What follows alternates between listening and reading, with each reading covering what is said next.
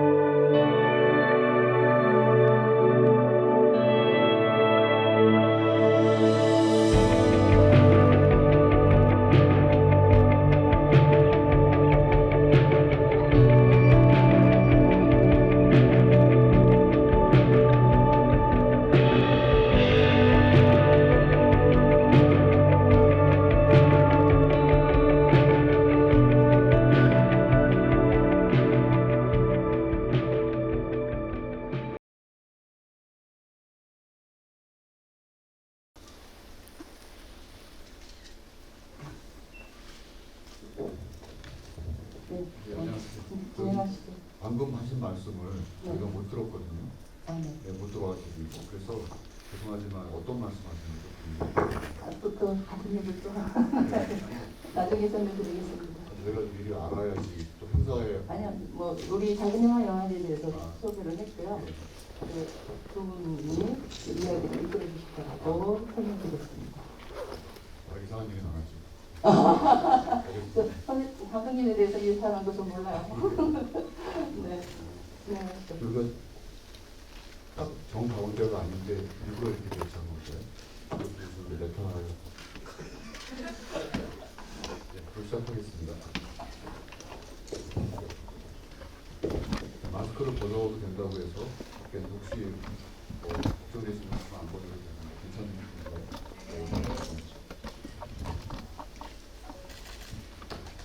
네, 감사합니다. 저는 방금 소개받은 김홍준이고요. 올해 2월부터 한국영상저널 원장으로 일하고 있고요. 그전에는 여러 가지 일들을 이것저것 했는데 그 중에 하나는 한국예술종합학교 영상원 영화과에서 학생들에게 영화에 대해서 가르쳤던 경력이 있습니다. 아마 그런 인연으로 오늘 이 자리에 제가 오게 된 것 같은데 오늘 어쨌든 열심히 이 영화와 또 조윤철 감독, 배우, 전 학생에 대해서 많은 얘기들을 여러분과 나눠볼까 합니다. 그래서 처음에 제가 몇 가지 질문을 던지고 그 다음에 자유롭게 여러분들의 또 질문을 받고 또 질문이 끊어지면 또 제가 질문을 하고 이렇게 해서 앞으로 약 1시간 동안 진행하겠습니다. 먼저 여러분이 기다리셨던 조윤철 감독님의 인사 말씀부터 듣도록 하겠습니다. 시작하시죠. 안녕하세요. 부스러그를 태양형이랑 같이 연출한 조윤철입니다. 들으셨을지 모르겠는데 태양형이 코로나에 걸려서 집에서 쉬고 있어서 좀 혼자 오게 되었습니다. 반갑습니다.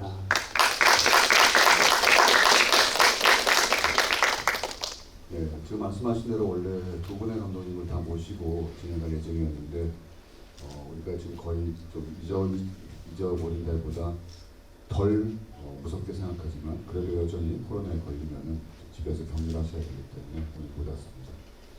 먼저 아주 방금 다 보셨겠지만 우선 그 안에서 패널들이 했던 질문들이 사실은 이 영화 단편 영화 부스러기에 대해서 우리가 좀 물어보고 싶었던 것들은 다 물어본 것 같아요. 근데 여전히 답을 모르겠던 것 같은 이상한 느낌이 드는데 답을 들은 다음에도 몇 가지 질문만 좀 다시 한번 반복되는 질문일 수도 있는데 아마도 이 프로젝트의 성격상 때에 따라서 답이 달라질 수도 있지 않을까 싶어가지고 한번 여쭤볼게요. 일단 제일 바보 같은 질문부터 왜 제목이 부스러기인가요? 그러니까 이 영화 제목은 태연이 형이 지었는데 태연이 형이 영화를 만드는 방식이 무슨 메시지나 이런 거를 먼저 생각하는 게 아니라 자신의 기억 속에 남아있는 어떤 장면 감각에서 항상 출발하는 것 같아요. 특히나 어렸을 때 감각 같은 것들을 끌어올리듯이 찍는 경향이 있는데, 그게 아마 태연이 형이 아주 어렸을 때 집에서 이제 자고 있는데 밖에서 나는 거실에서 나는 부모님이 만들어내는 소음들, 이런 것들에서 출발하지 않았나. 뭐 아버지가 신문을 넘기는 소리라든지 뭐 이런 것들에서 출발했었다고 저는 전해 들었습니다. 혹시 이 작품이 그 해외에서 상영된 적이 있나요? 아니요. 아니면 영어 제목이 혹시 있는지 부스러기에도. 무슨 와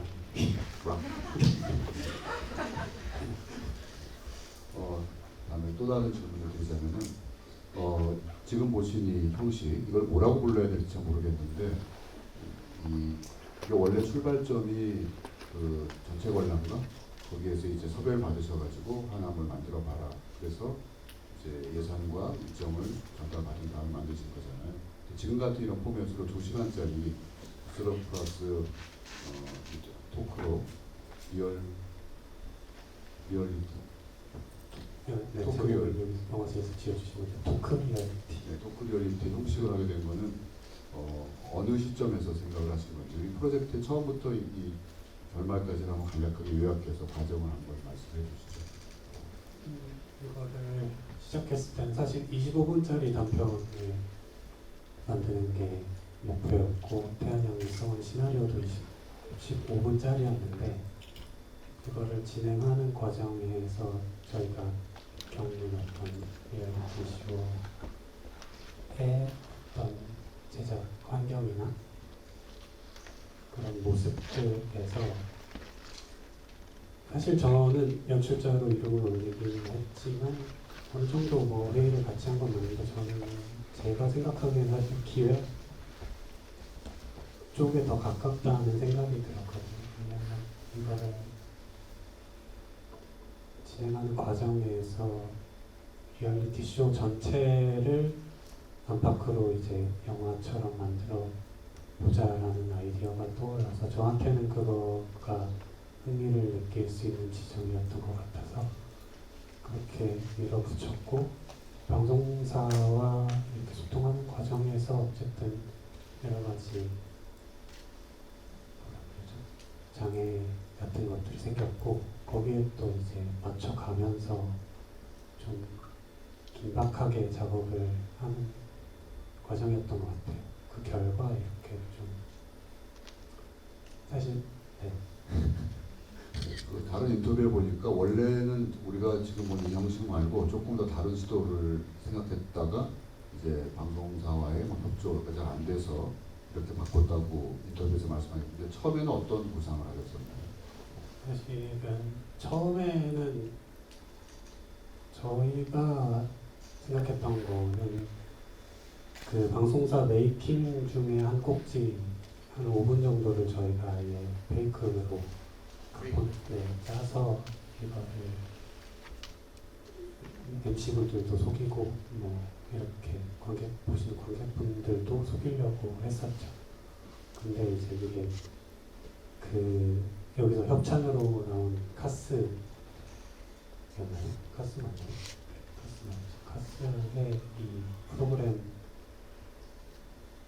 뭐라 그러죠? 그 프로그램을 통해서 홍보를 하는 그 카피라이트가 뭐냐면, 이렇게 영화는 현실이 된다, 진짜가 된다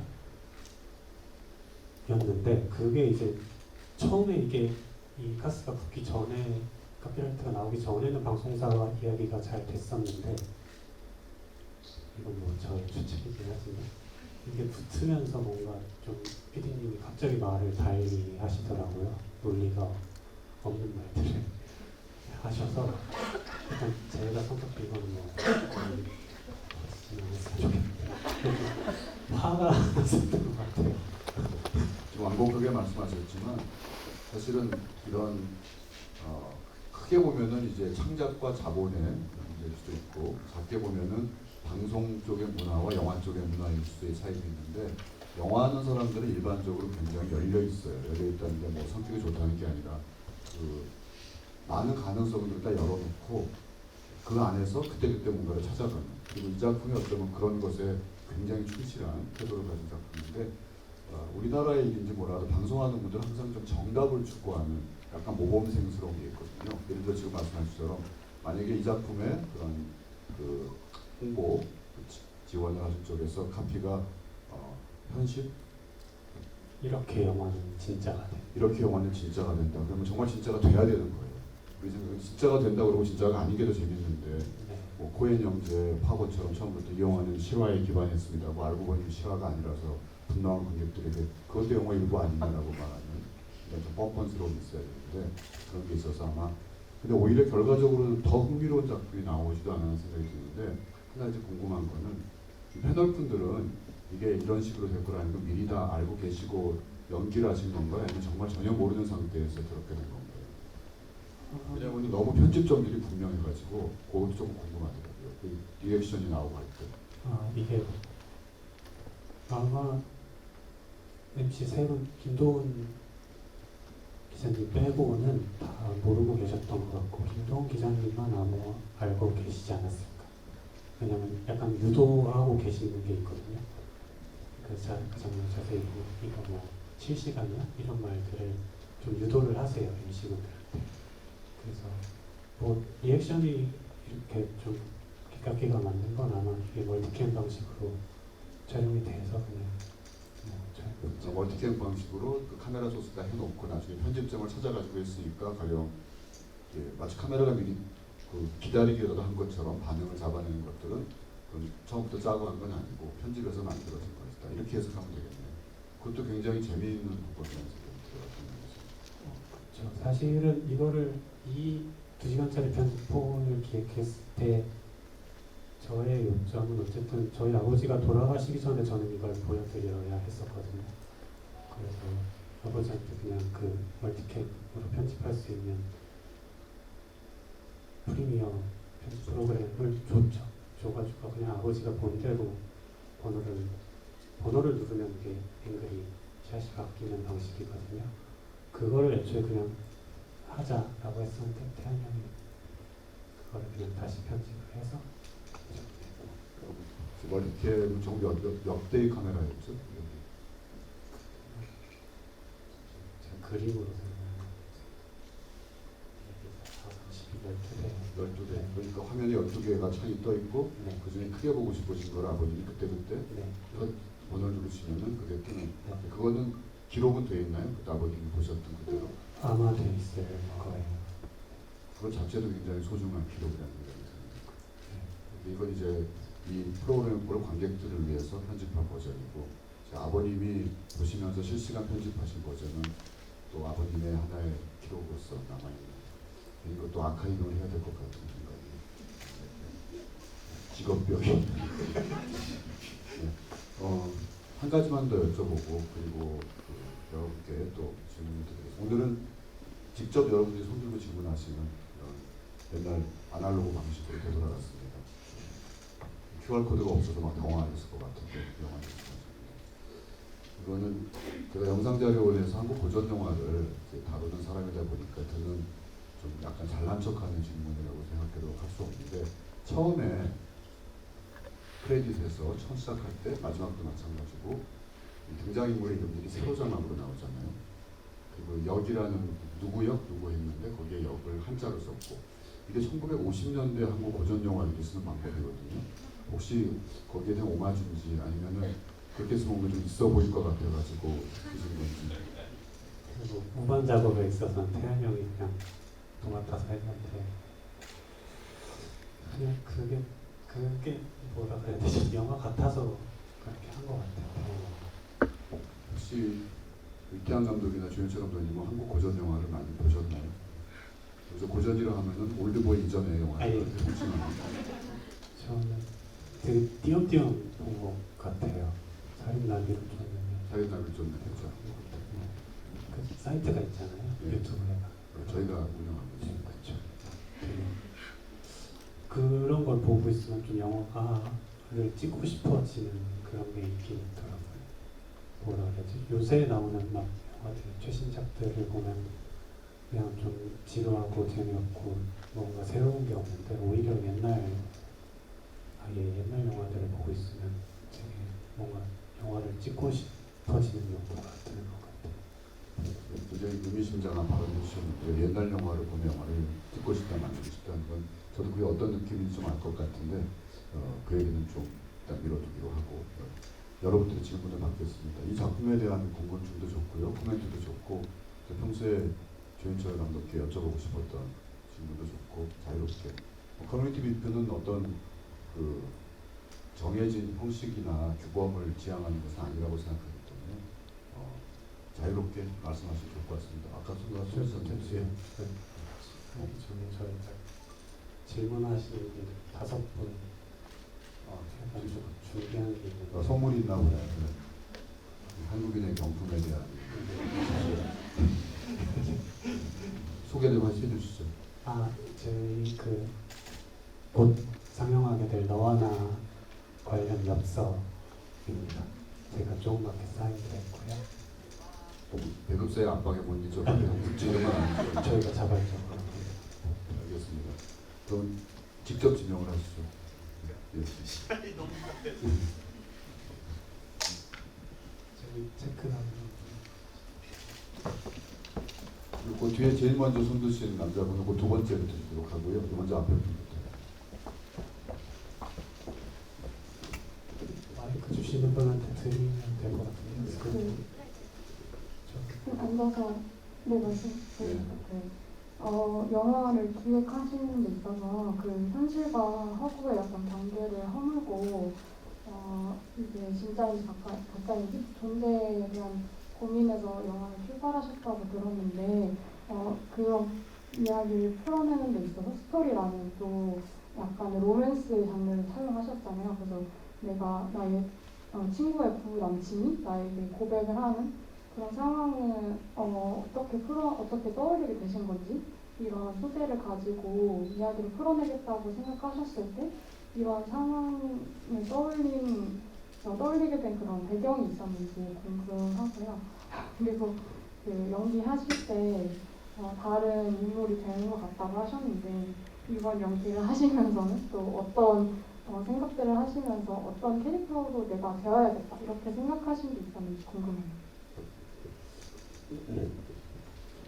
대한민국에 왔었어요.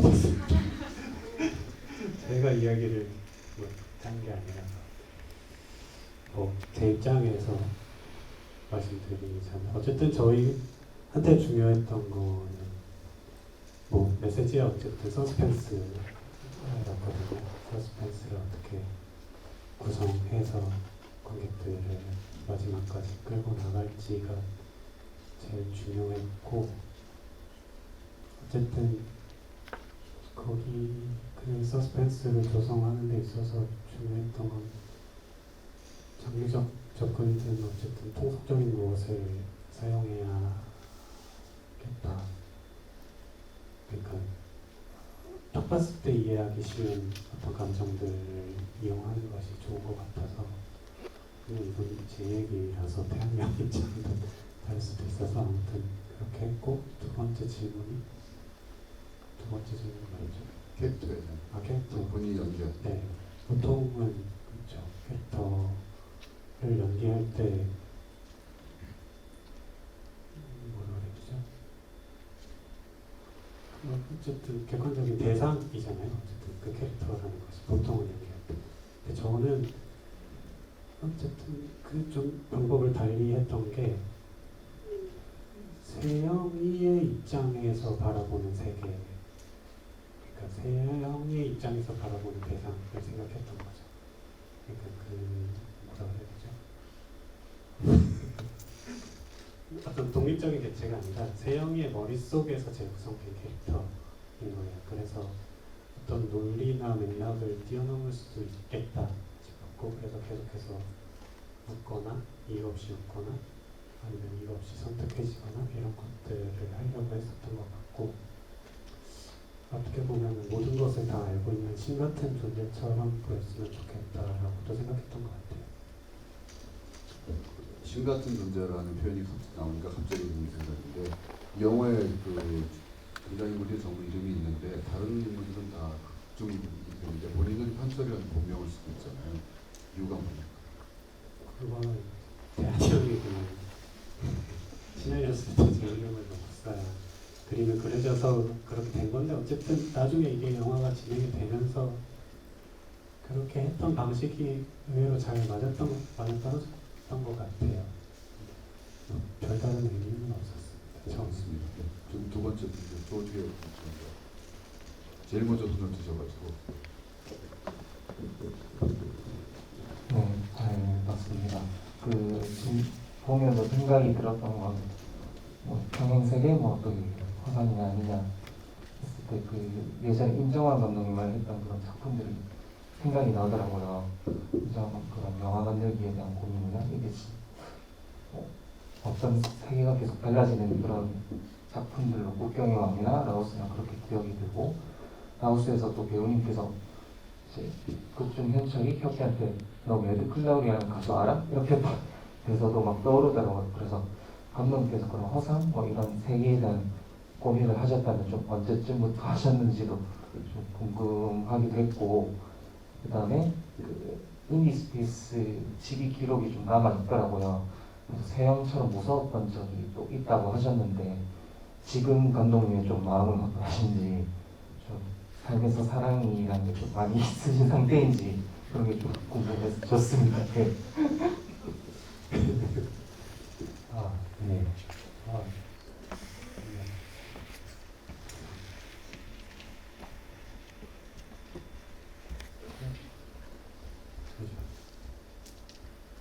첫 질문이 뭐였죠? 두 번째 질문 그래서 제가 까먹었어요.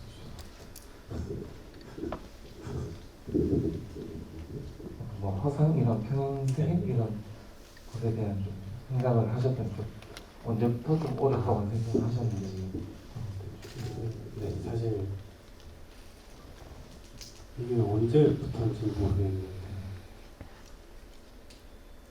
뭔가 큰 전환이 있었던 사건은 있었거든요. 근데 돌이켜서 생각해 보면 이미 그 이전부터 이런 느낌들을 계속해서 하려고 했었던 것 같아요. 고민이 뭐니 하면서 이런 시도들을 좀 하려고 했었던 것 같고, 근데 이게 저만의 문제가 아니라 돌이켜 생각해 보면 저희 어머니도 소설을 쓰시고 하셨는데 엄마의 이 작업 박스가 한 5박스 정도 저희 집에 있는데 그거를 이렇게 펼쳐보면 가끔가다 엄마도 비슷한 생각을 하고 있더라고요.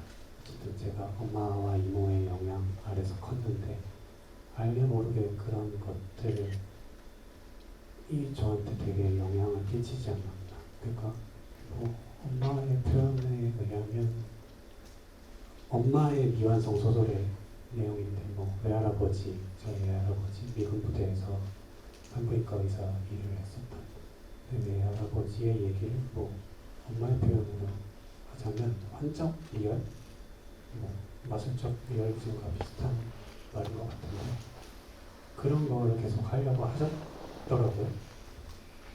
그게 저한테도 어쨌든 제가 모르는 사이에 어쨌든 영향을 끼쳤던 것 같고, 그게 어떤 사건을 계기로 좀 더 이렇게 표면 밖으로 드러나고 있는 것 같아요. 현재 상황. 그리고 뭐 사랑에 대해서 사랑 요새 드는 생각은 어쨌든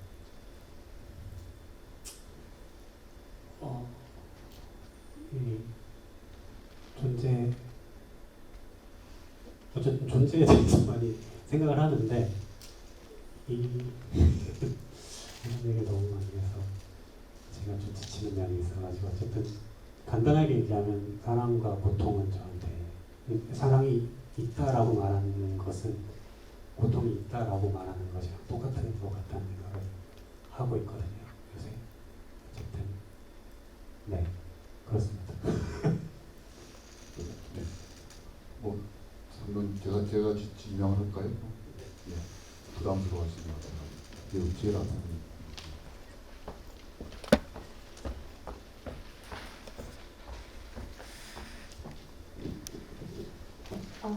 안녕하세요. 프로 영화만 만든 영화를 보면서 저는 세영이 심리적으로나 어떤 관계적으로 제일 최하단에 위치한 인물이라는 생각을 했었는데 이 끝에 그 잠시 화장실 다녀올게요 하시는 의견이 이렇게 손가락으로 걸어가는 모션을 하셨을 때 어쩌면 세영이라는 인물도 현철처럼 이 모든 걸 알고 있는 최상단에 위치해 있는 인물일 수도 있지 않을까라는 생각도 잠깐 들었거든요. 그건 전복적인 순간이라고 생각을 했는데 혹시 그 순간의 연출이나 그 모션은 어떤 의도로 기획하셨는지 궁금하고 조연철 배우님 팬인데 오늘 이렇게 보게 된 게 너무 영광이고 조연철 팬하기 정말 잘했다라고 느끼는 순간인 것 같습니다. 조연철 짱!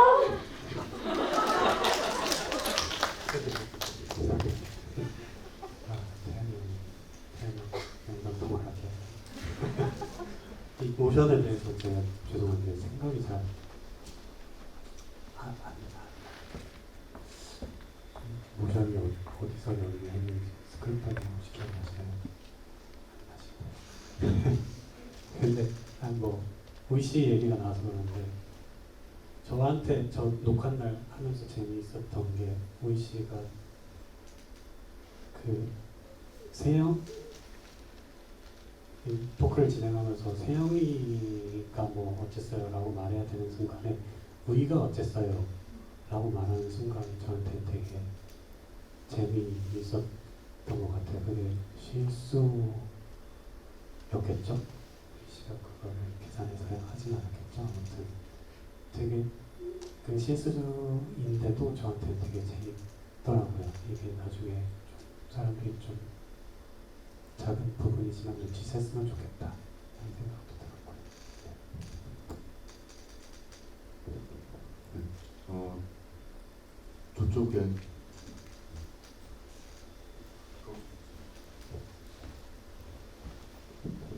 감사합니다.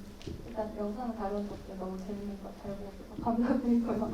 도시락서도 지금 4번째 보는데 130분 버전을 보고 나서야 많은 것들이 좀 해소가 된 것 같아요. 제가 네, 그래서 저도 사실 사랑에 대한 얘기를 하고 싶었는데 그걸 해주셔가지고 제가 느끼기에는 뭔가 조연철 감독이 전에 착수증만 하셨던 것도 재밌게 봤는데 뭔가 약간 장애랄까요? 약간 디세이블드로 여겨지던 것들이 영화에서 사용되면 그냥 뭔가 재밌는 기능이나 오히려 네, 기능이라고 하면 좀 그러다 재밌고 좋은 걸로 뭔가 활용이 되는 그런 느낌을 받았어요. 이번에도 약간 편집증이 영화로 활용되면은 되게 재밌는 영화적 체험이 될 수 있다는 생각이 들었어가지고 혹시 이런 것도 의도를 하신 건지 아니면 작품 세계에 그런 게 있으신지 궁금하고 너와나 장편 개봉 정말 축하드립니다.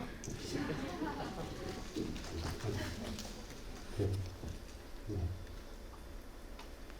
뭐랄까요? 척추측만 얘기를 하면 굉장히 부끄러운데 어쨌든 척추측만 때는 제가 뭐 그 당시에 되게 몸이 많이 아픈 데가 여러 군데 있었어가지고 그 뭐라 그러지 뭔가 어떤 제가 뭔가 알아채기도 전에 그냥 그런 이야기들을 만들고 있었던 것 같고 이번에도 편집증 혹은 조현병 혹은 뭐 망상, 비망상 뭐 이런 거를 생각했을 때 이번에 하면서 들었던 거는 그런 거죠. 정상성이 과연 무엇인지에 대한 질문을 계속해서 했었던 것 같아요. 제가 좋아하는 신경학자 올리버 섹스도 이와 관련된 이야기를 했었는데 정상성에 관한 질문에 대해서 그분이 하셨던 말씀 중에 어쨌든 자신의 삶을 혹은 상태를 이야기로 이해하고 있는 사람이 정상이라고 그 정의를 내리시거든요. 그런 것들이 영향이 있지 않았나. 그러니까 저희가 이렇게 나누는 건 쉽잖아요. 정상, 비정상 혹은 남자가 남자를 사랑하는 것, 여자가 여자를 사랑하는 것 이런 것도 경계 짓기 쉬운데 이게 정상이고 저게 비정상이다. 그런 것들에 대해서 계속해서 질문을 하게 되는 것 같아요. 장애에 있어서도 마찬가지인 것 같고. 네. 또 기억나실 분? 그러면은 저쪽에 분 먼저 하시고요.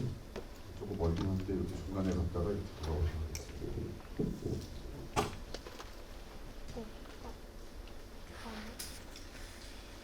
저는 영화 마이크 좀 보시나요? 주시겠어요?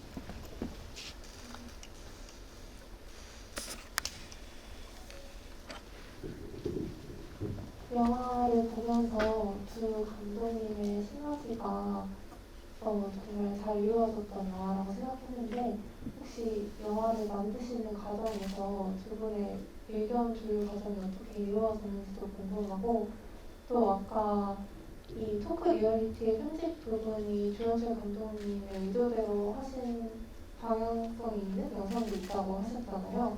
그런 식으로 시행되지 않은 감독님의 뭔가 도전이나 계획들 같은 것도 있으셨는지 관객 입장으로 궁금합니다.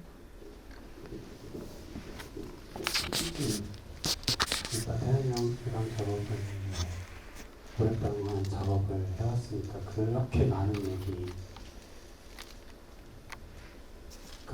필요하진 않았던 것 같아요. 그냥 서로가 신뢰를 하고 있으니까. 근데 이제 시나리오를 쓰는 과정에서 관객들한테 이 장면에서 어떤 선택지, 그러니까 선택지가 너무 많으면 안 되고 두 가지만 제시를 해서 서스펜스를 유발하자, 궁금증을 유발하자 라는 것들, 그리고 세영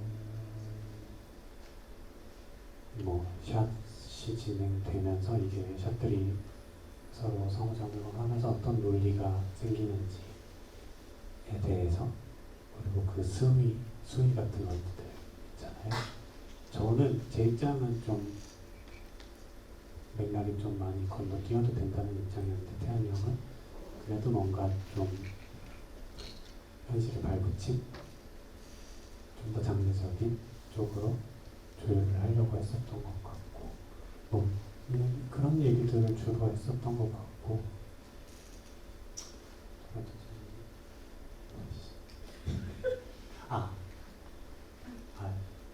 의도, 그렇죠. 뭐 의도대로 안 됐죠. 의도대로 안 됐고, 근데 뭐 역시나 이번에도 든 생각은 영화를 찍을 때마다 혹은 작업을 투자를 받거나 뭐 혹은 아주 사소한 것들이라도 예상대로 안 된다, 내 맘대로 안 된다 는 것을 다시 한번 깨달았고, 근데 그게 재미있는 거죠. 거기서 내가 어떻게 반응을 하고 임기응변을 할 것인지가 재밌었던 것 같고, 사실상 연기 수록에서 시도했던 것들이 사실 저는 여전히 연기를 하고 있거든요. 여기서도 연기를 하고 있고, 여러분들이 혹시나 백상 예술대상 수상 소감을 보셨는지 모르겠지만 거기서 제가 노트를 떨어뜨리는 장면이 있어요. 열쇠고리와 함께. 그거 연기한 거거든요. 제 의도였거든요. 퍼포먼스였습니다. 어쨌든 거기에 담긴 제 메시지는 진심이었지만 치밀하게 계획을 했던 거죠. 어떤 포인트. 그러니까 저한테는 그 열쇠고리를 보이는 포인트가 필요했어요. 대중들한테 좀 그걸 노출시키는 인상적으로. 근데 뭐 그것도 잘 안 됐던 것 같기도 하고. 그 호흡 자체는 저는 괜찮다고 생각했기 때문에 어쨌든 매체에서 보여지는 거의 모든, 그러니까 배우들 혹은 스타들 혹은 어쨌든 정치인들의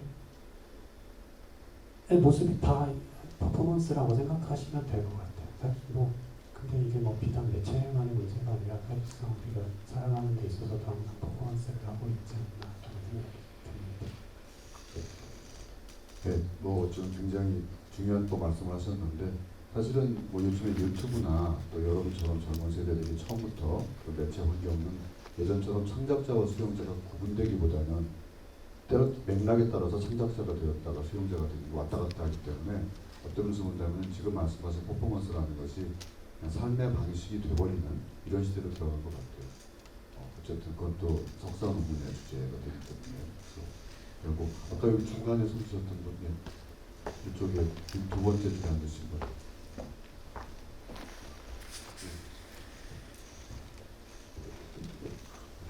네, 조현철 감독님에 대해서 너무 좋아하는 분들 느끼는 것 같고요.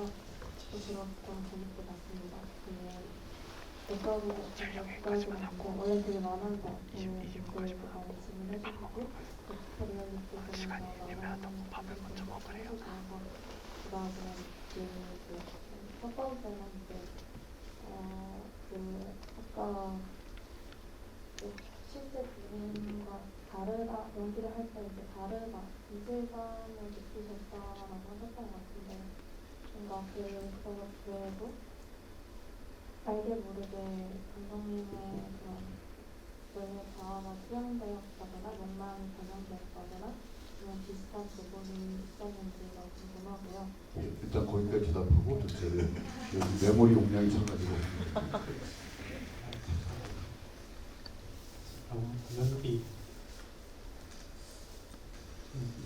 연기라는 게 사실상 근데 패를 수가 읽히는 카드 게임 같은 거라고 생각을 해서 수가 읽히는 재미가 없잖아요. 사실상 뭐 그 표현이 아무리 좋아도 제가 볼 땐 그대로의 수가 읽혀버리면 의도가 너무 보이면 저는 재미가 없거든요. 뭐 예전에도 그런 말씀을 했던 것 같은데 그래서 저는 오히려 차라리 좀 분석을 좀 덜 하고 대충 하려고 하고 오히려 모르는 지점들이 그러니까 이 인물 내가 연기하는 이 캐릭터에 있어서 모르는 지점이 있어야 그 캐릭터가 좀 더 풍부해지지 않나 싶은 생각이 있는 것 같아요. 그래서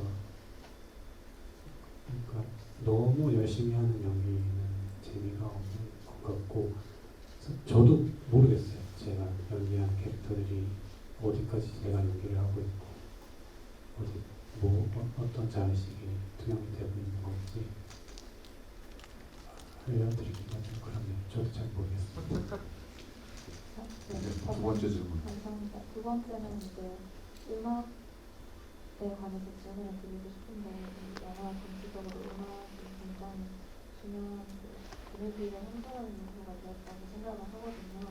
그래서 시나리오 이후에 촬영 들어가기 직전부터 이 부분은 어떤 느낌의 음악이 들어갔으면 좋겠고 아니면 촬영 이후에도 음악 감독님들 따로 디렉팅을 하신 건지 저는 이제 또 뭔가 주인공의 심장 박동 소리라고 느끼기도 했는데 제가 음악하는 건지 의도하신 건지 궁금합니다.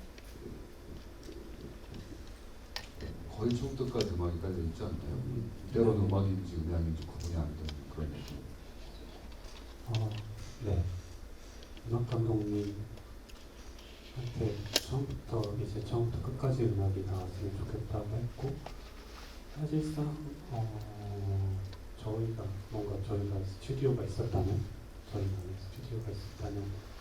앰비언스나 혹은 폴이나 이런 것까지 다 뭔가 디자인을 하고 싶은 욕망은 있거든요. 근데 어쨌든 환경이나 예산적인 면에서 잘 하지 못하는 부분들이 있었고 음악 감독님이 뭐 너와 나도 같이 하셨는데 그냥 알아서 잘 해오세요. 알아서 잘 해오시고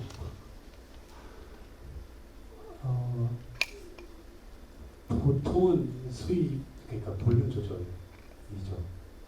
어떤 부분에서 그러니까 음악 감독님이 그런 걸 원하셨어요. 이게 오리지널 믹싱이 다 된 상태를 원하셨는데 그걸 하면은 이 음악이 맺히는 상이 어쨌든 저희가 믹싱한 상태의 사운드가 충돌이 일어나지 않길 바라셔서 그런 거를 원했습니다. 어쨌든 이게 믹싱 작업이 금방 좀 바쁘게 돌아가서 그것도 역시나 잘 하지 못했고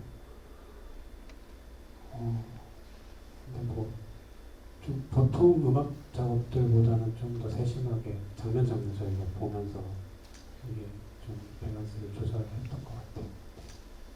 네. 저희가 시간이 거의 다 돼서 마지막 질문 한 번만 더 볼게요. 이쪽에 계속 손 드셨던 분.